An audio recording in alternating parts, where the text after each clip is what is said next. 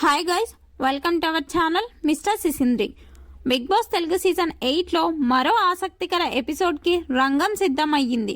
తొలి వీకెండ్ కావడంతో big boss audience కూడా వీకెండ్ ఎపిసోడ్ కోసం చాలా ఆతృతగా వెయిట్ చేస్తున్నారు. ఆ సమయం రానే వచ్చేసింది.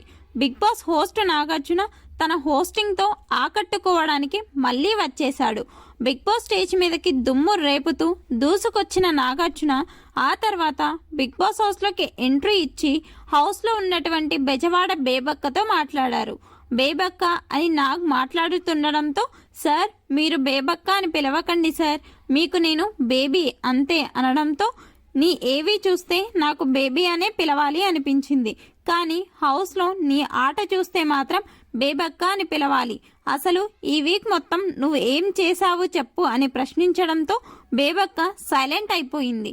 దీనితో నాగార్జున, నువ్వు ఎందుకు సైలెంట్ అయ్యావు అంటే, నువ్వు చెప్పుకునేలా ఏం పెద్దగా హౌస్లో చేసింది లేదు, అలాగే హౌస్లోకి వెళ్ళినప్పటి నుండి కిచెన్, కుక్కర్, పప్పు, రసం ఇదే గొడవ, నువ్వు హౌస్లోకి కుక్కర్, పప్పు కోసం వెళ్ళావా అంటూ ఫైర్ అయ్యాడు.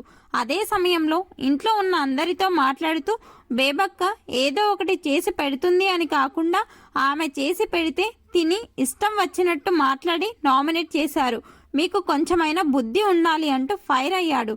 కుక్కర్ పని చేయకపోతే బేబక్క ఏం చేస్తుంది, కానీ మీరు మాత్రం బేబక్క రెస్పాన్సిబిలిటీగా లేదు అంటూ అందరూ దాడి చేశారు.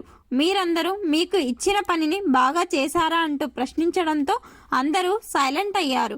ఇక బేబక్కతో మాట్లాడుతూ, ఈ వీక్ మొత్తంలో నువ్వు చేసింది ఏమైనా ఉంది అంటే తాడు టాస్క్లో కాసేపు తాడుపై నిలబడటం మాత్రమే అంటూ చెప్పి, వచ్చే వారం నేను నిన్ను బేబీ అని పిలిచేలా చేసుకోవాలి అని చెప్పడంతో, తప్పకుండా సార్ అని చెప్పింది బేబక్క.